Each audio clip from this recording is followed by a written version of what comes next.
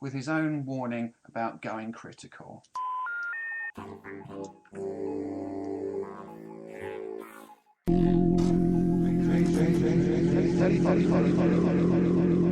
Logic session. Big raise to the Dougie.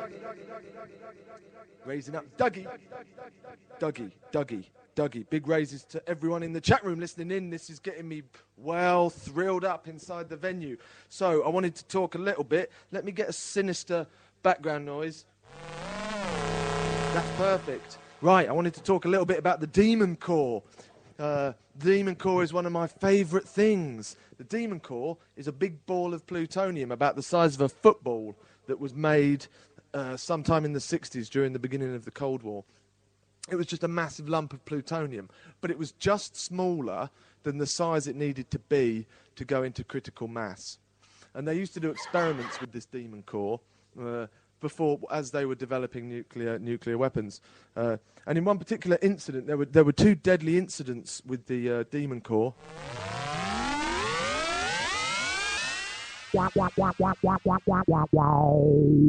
One of which, there was some scientists stood around in a laboratory with the Demon Core with a shield. I think it was a beryllium shield.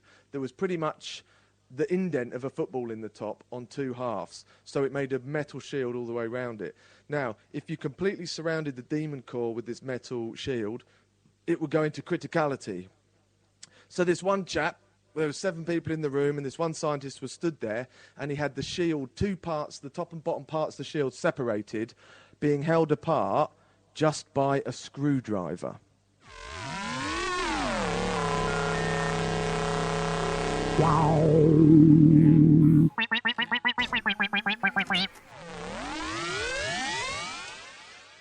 He got distracted, and he let go of the screwdriver, and the lid of the Demon Core landed on the bottom of the lid of the Demon Core, and for a split second, the Demon Core went into criticality. Now, all anyone saw was a silent blue flash around the Demon Core, and the scientist smashed the top of the Demon Core away immediately to stop it going into criticality. But everyone who was present in the room felt like a warm wave through their body and a metallic taste in their mouth.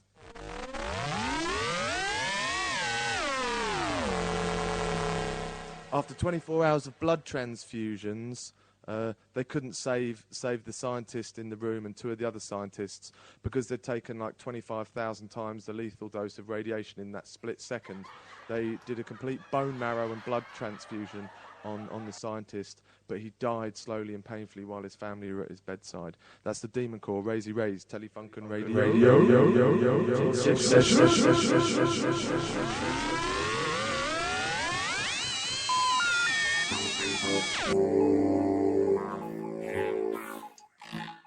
So yeah, there you go with an excellent life hack. That was from the Logic Session, which is a Telefunken radio show. If you want to listen to download the listen and the podcast and all that, go to Telefunken on Spreaker.com. Just type in Telefunken, and you'll go to our station page, and you can poke around and look for the Logic Sessions, and then you can download and hear the rest of that episode. We've just got to have a quick advert. And this is also, I'm going to call this for a life hack.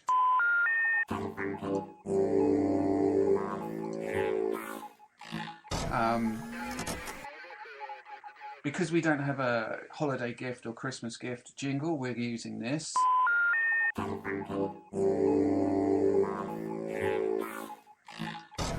So whenever you hear that sound, get a pen and paper ready, because we're going to give you a really good life hack.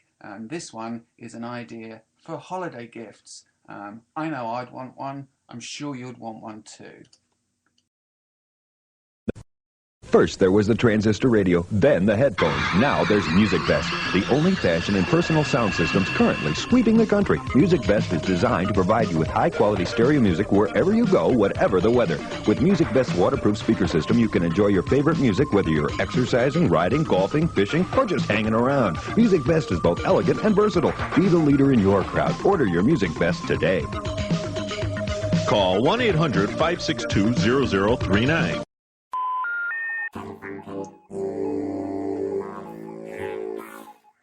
Yeah, that was a life hack suggestion for a Christmas or holiday or Hanukkah present. The music vest. I'll play that one more time. No, I'm not going to play it again because I've got another advert coming in. It's another life hack idea here.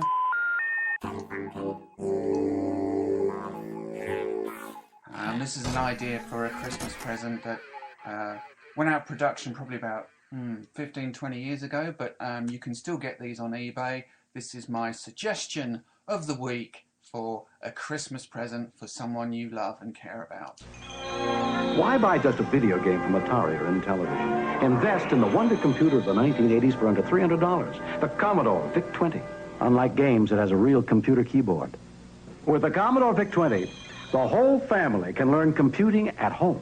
Plays great games, too.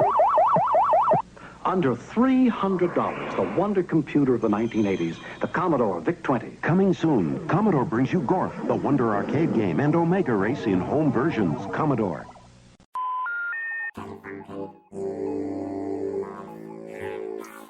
There you go, that was an excellent life hack there. Commodore VIC-20s, which you can probably get on eBay.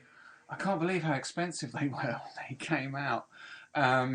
Anyway, we're listening on the show to some of the week's podcasts. One of my favourite new developments in Telefunken has been the GoWare podcast journeys, where our reporters wander around Las Vegas or New York City and hopefully soon London, Sudbury and Lincoln, and they chat or they just record ambient sounds.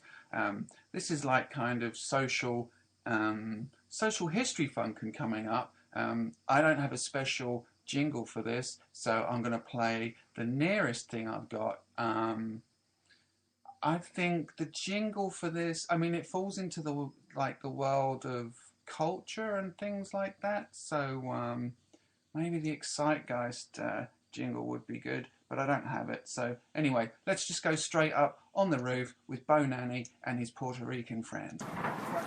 They used to unload the goods from there, from the docks. All this used to be factories. This building is old, the Grits building, old, used to be a factory. That was a bank. That one right there in the corner was a bank. Yeah, it looks like a bank. They closed it. That one in the corner, they're all solid buildings. They were banks. That's the Williamsburg banks. Peter Lucas, across the street from Williamsburg Bank, that's got like at least 150 years. If you look at the internet, the website, whatever, you're gonna see that along these streets, South 6, there were train tracks. Right. And this should be cobblestone. The streets should be cobblestone with tracks. Wow. And you used to go, and then the train, they used to have trolleys, not subways. It was trolleys. You know the pizzeria on Roebling, across the street from the liquor store, right on between Broadway and on South 9, there's a pizzeria there on Roebling. There's a liquor store right there on Roebling. You go in that liquor store, they got pictures. And you're going to see that bank. You're going to see the bridge when they were building it, constructing it. You're going to see there's a lot of old pictures there.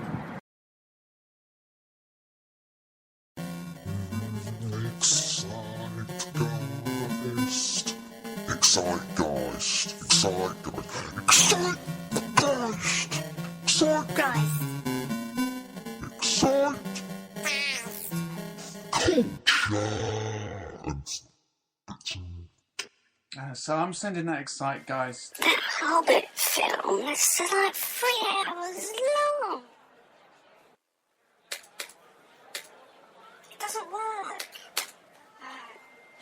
I don't see what this has got to do with college, to be honest. I mean, really, it's just some bloke in front of a computer. But that Slavonic graphic design from the 1920s, that's really good. You should look at that. I like that. It's my favourite. I'm tired. I don't know. Thank you to that. That was the intern giving us a review on The Hobbit and Slavonic graphic design from the 1920s. I think it's about time she recorded some new Excitegeist reviews. But anyway, the podcast you heard before that was Bo Nanny Up on the Roof. If you go to Telefunken on the Spreaker.com website and then look at the GoWare podcast, you can download that. We're going to have a station's favourite now, and this one's going out to all the listeners in the chat room for a good, I don't know, a good optimistic weekend blend.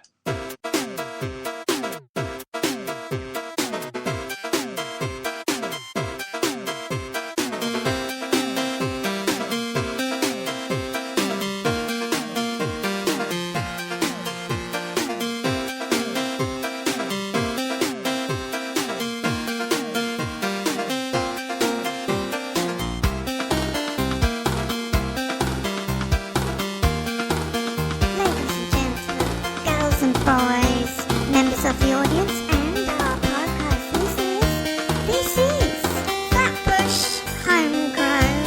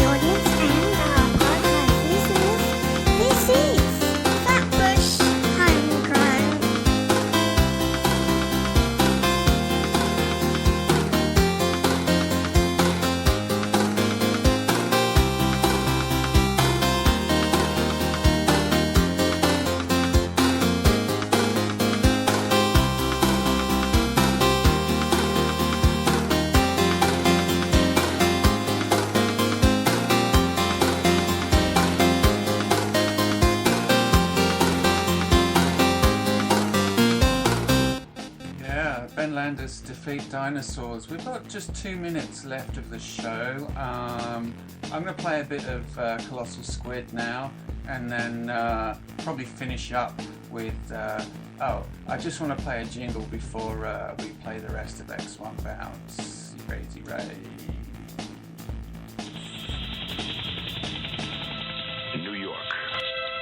The entire city is a walled maximum security prison. The bridges are mined.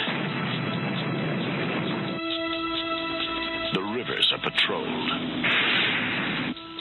And the United States Police Force has everything under control, they think. TelefunkenRadio.net. I'm going in.